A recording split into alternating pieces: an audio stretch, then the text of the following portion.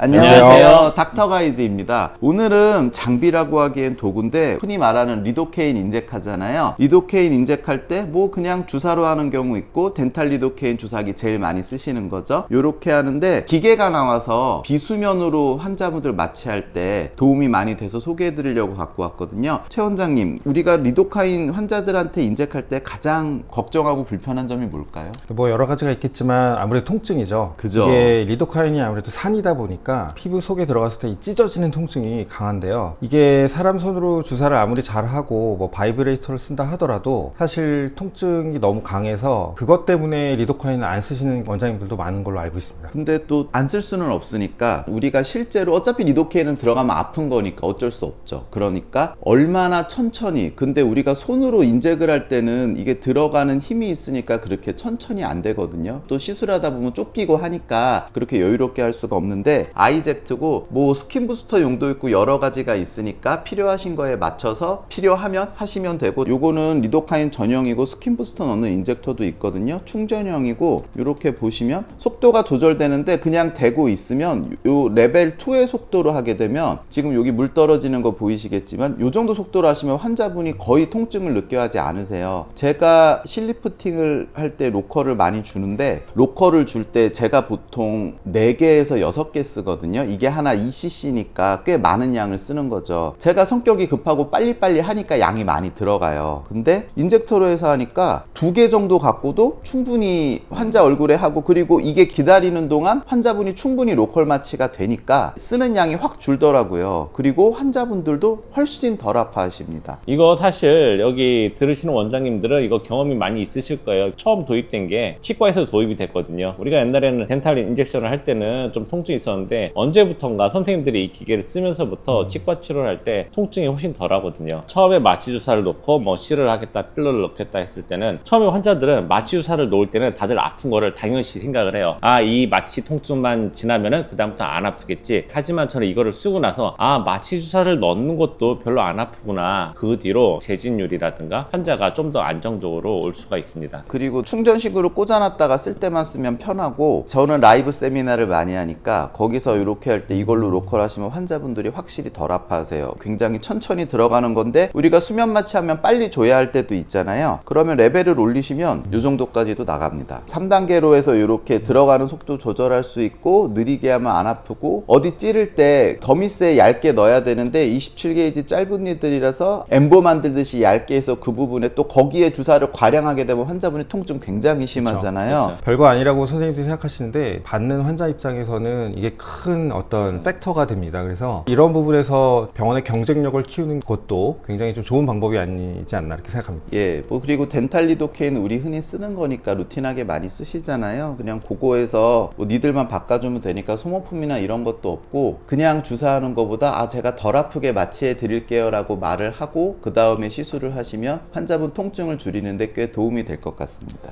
상당히 가볍네요. 예, 가볍고 그립감도 편하고, 저는 이미 쓰고 있고 정 원장님도 쓰고 계시죠? 네, 저도 초창기부터 많이 쓰고 있습니다. 네. 이거 또 팁이 하나가 있는데, 아까 이상보 원장님이 말씀드린 것처럼 속도를 조절할 수가 있거든요. 단계를 조절할 수가 있는데, 지금 이게 1단계인데 방울방울 맺히잖아요. 처음에 이렇게 아주 천천히 넣게 되면 통증이 거의 없어요. 그런 다음에 약간 퍼지게 되면은 시간을 좀 두고 그 다음부터 단계를 올려가지고 이렇게 많이 넣게 되면은, 많이 넣는다 하더라도 이미 앞에 들어간 것들이 작용을 하기 때문에 통증 없이도 많이 넣을 수가 있습니다. 저 같은 경우는 구멍을 만들고 그 한 구멍을 통해서 실을 이렇게 여러 개를 넣을 때는 그 구멍을 좀 마취하고 좀 많이 넣어야 되거든요. 그런 경우에는 넣고 나서 주입에 통증을 줄인 1단계로 하고 다음에 그 다음에 그 상태 그대로 단계를 그 다음에 높이시면은 통증 없이 리도카인을 많이 주입도 가능합니다. 네, 요런 건 이제 우리가 몰라서 잘 안 쓰는 거고, 이렇게 정보가 있으면 또 유용하게 쓸 수 있으니까 저희가 소개해 드렸고요. 그러면 또 다음에 저희는 좋은 정보로 찾아뵙겠습니다. 닥터 가이드였습니다. 감사합니다. 감사합니다.